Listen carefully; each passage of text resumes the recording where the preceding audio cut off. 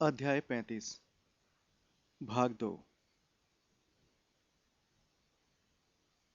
वे लोग ऑफिस से निकले और अंधेरे कमरे वाले दरवाजे की तरफ चलने लगे, जो अब पूरी तरह से खाली दिख रहा था। वे कुछ कदम आगे बढ़े। हरमाइनी के वजन के कारण नेविल थोड़ा झुका हुआ था।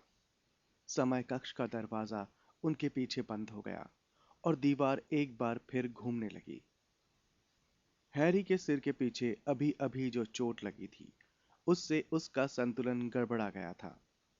उसने अपनी आंखें सिकोड़ी और थोड़ा सा लहराने लगा, जब तक कि दीवारें घूमना बंद नहीं हो गई।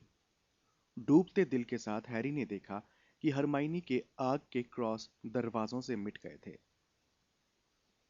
तो तुम्हें क्या लगता है किस लेकिन इससे पहले कि वे फैसला कर पाते कि किस दरवाजे से बाहर निकलने की कोशिश करनी है, उनकी दाहिनी तरफ का दरवाजा खुला और उसमें 3 लोग बाहर निकले। रॉन, हैरी उनकी तरफ भागते हुए बोला। जिनी, तुम लोग ठीक? हैरी, रॉन ने हल्के से हंसकर आगे बढ़ते हुए हैरी के दुशाले के सामने वाला हिस्सा पकड़ लिया।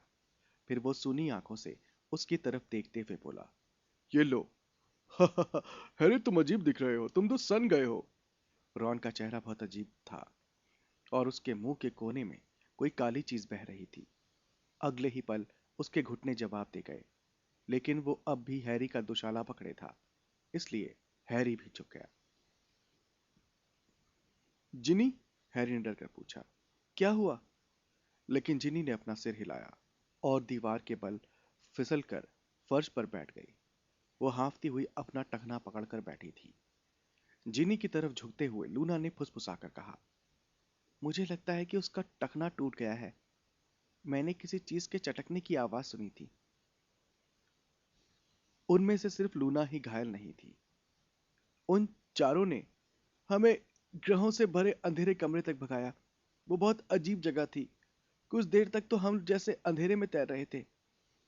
हैरी, हमने यूरेनस को बहुत करीब से देखा, रॉन ने कहा, जो अब भी लचर तरीके से हंस रहा था। समझे हैरी, हमने यूरेनस को देखा था।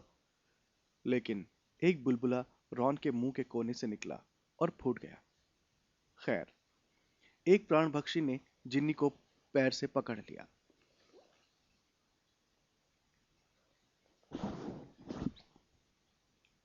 खैर, एक प्राणभक्षी ने जिनी को पैर से पकड़ लिया था। मैंने लघुकारक मंत्र का इस्तेमाल किया और प्लूटो में विस्फोट करके उसके चेहरे पर दे मारा। लेकिन लूना ने जिनी की तरफ असहाय तरीके से इशारा किया, जो बहुत मरियल तरीके से सांस ले रही थी और जिसकी आंखें अब भी बंद थी। और रॉन के साथ क्या हुआ? और रॉन के साथ क्या हुआ था? हैरी ने डरते हुए पूछा। जब रॉन हंसने लगा, वो अब भी हैरी के दुशाले के सामने वाले हिस्से से लटका हुआ था। मुझे नहीं पता कि उसे कौन सा मंत्र पड़ा है, लूना ने दुख से कहा, लेकिन वो थोड़ा अजीब हो गया है। मैं बड़ी मुश्किल से उसे साथ ला पाई हूँ। हैरी, रॉन ने हैरी के कान में अपना मुंह लगाते हुए कहा, हैरी, तुम जानते हो ये लड़की कौन है? ये लूनी है, लूनी लवगुड। हमें यहाँ से बाहर निकलना है, हैरी ने दृढ़ता से कहा। लूना, क्या तुम जीनी की मदद कर सकती हो? हाँ, लूना ने कहा और अपनी छड़ी सुरक्षित रखने के लिए अपने कान के पीछे रख ली और फिर जीनी की कमर में हाथ डालकर उसे ऊपर खींचा। सिर्फ मेरे टखने में चोट लगी है, मैं खुद खड़ी हो सकती हूँ, जिनी ने अधीरता से कहा।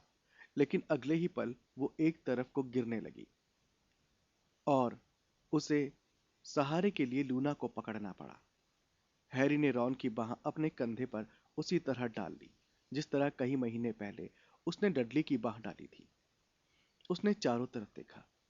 पहली बार में सही दरवाजे से बाहर निकलने की संभावना 12 में से एक थी।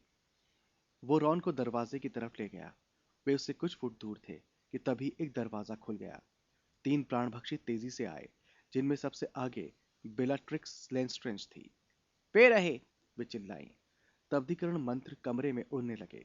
हैरी सामने वाले दरवाजे को तोड़ते हुए निकला, रॉन को पटका और हरमाइनी को अंदर रखने में नेविल की मदद करने के लिए गोता लगा दिया। वे लोग अभी चौखट पर ही थे और उनके पास बस इतना समय था कि बेलाट्रिक्स के अंदर आने से पहले दरवाजा लगा ले। कोलोपोर्टस, हैरी चिल्लाया और उसे दूसरी तरफ 3 के दरवाजे से टकराने की आवाज आई। इससे कोई फर्क नहीं पड़ता है, एक आदमी की आवाज आई। अंदर जाने के दूसरे तरीके भी हैं। वे मिल गए हैं, वे यहां हैं। हैरी पलटा। वे लोग मस्तिष्क कक्ष में थे और निश्चित रूप से दीवारों के चारों तरफ दरवाजे थे। उसे पीछे हॉल में कदमों की आहट सुनाई दे रही थी, जिसका मतलब था दूसरे प्राणभक्षी भी आ रहे थे।